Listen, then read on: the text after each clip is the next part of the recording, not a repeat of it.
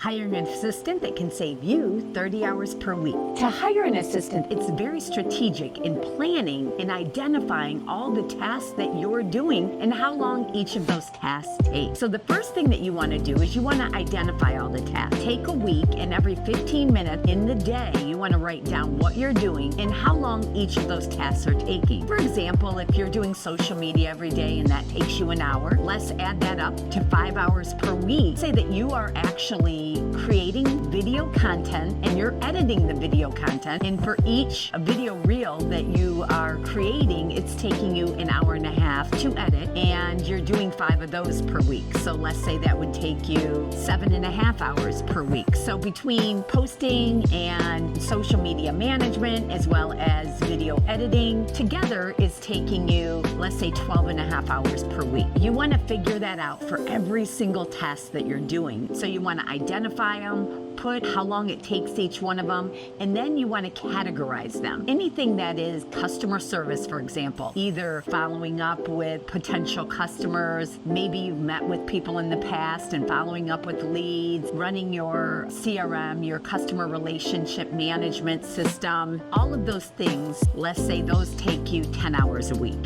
So all of that would be under the same category, customer service and CRM management. And then you could do general administrative. So a general administrative will be somebody who's managing your email, managing your calendar, responding to emails. They are doing your bookkeeping or your financial management, paying your bills. They can be doing all kinds of things. Then you have your marketing assistant. Your marketing assistant consists of all kinds of things. They make your newsletters every week, Facebook retargeting. They may run ads for you on Facebook or Instagram or other social media sites, help you with your website. They can do your video editing and your social media posting. They can make presentations for you. They can do blogging, all kinds of things. We've had identify everything that we do every single day and how long it takes us in an entire week. And then we categorize all of those things. And then what you want to do is you want to go through it all and see what don't you need to be doing and how many hours can it save you. Because each of the positions, like a marketing assistant or a general administrative assistant or a customer service or maybe inside sales,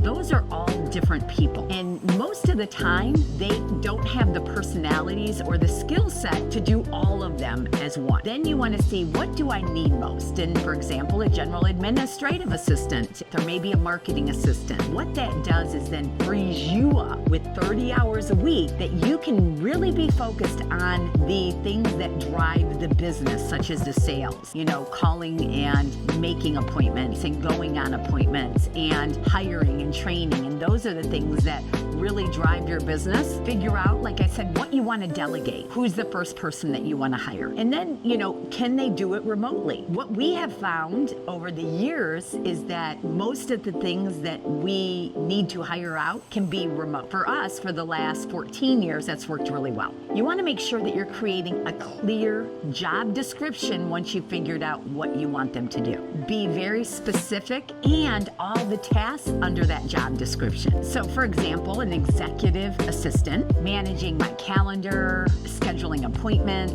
prioritizing my tasks, respond to emails and messages, conduct, prepare, research, create reports, coordinate my travel arrangements and my personal arrangements, handle like bookkeeping and invoicing, answering phones, tracking expenses, all kinds of things. So like for an executive assistant, that's maybe the job description.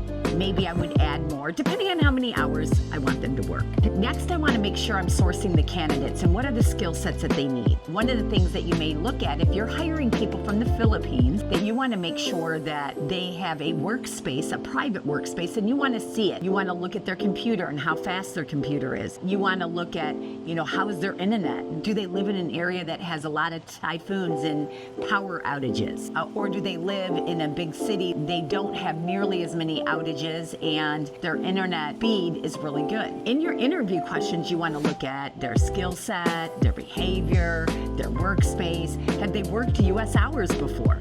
So if you're in the US, the Philippines is about 12 hours difference. Are they used to working those hours? If they have kids, how old are the kids? Do they have daycare for the kid? Or do they have a live-in nanny? How are they going to sleep at night? Is working a 12-hour difference, how is that going to look for them? What's their communication style? Making sure that I'm testing different communication if I'm hiring them for an executive assistant. They can also help me with blogging or their writing skills. And next is, really the onboarding and training process. One of the things that I love about training them is doing it myself. It will create a standard operating procedure after you have filmed that session. And then once you do that, then you want to put it into AI and ask it to get more detailed on the process that you want. And you can put it into AI 3 different times to make it more detailed and more detailed and more detailed, and then tweak it.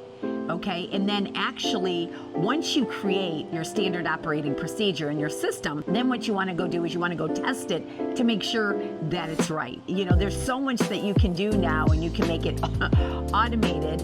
It's awesome. You want to set very clear expectations on what you expect from them, what your key performance indicators or your KPIs are for them. Have weekly meetings, go over reports. Are they up to the standards? Let them know, communicate well. We like to use Google Chat. We also use Slack for some of our team for different things that we're doing. We also have project management. We use Asana, but there's so many different things out there. And all of these things, we communicate to our virtual assistant, making sure that you're measuring their success and giving them that feedback. We're going to always want to look at what they're doing, how long it's taking them, and making sure that our expectations are correct and their performance is what our expectations are. So when you're looking at possibly hiring your first assistant or somebody to, really save you 20 to 30 hours a week, definitely look at virtual assistants. One of the things that we like to do is we like to first automate everything that we can, and then we hire in-house assistants. We have found that virtual assistants to save 20 to 30 hours a week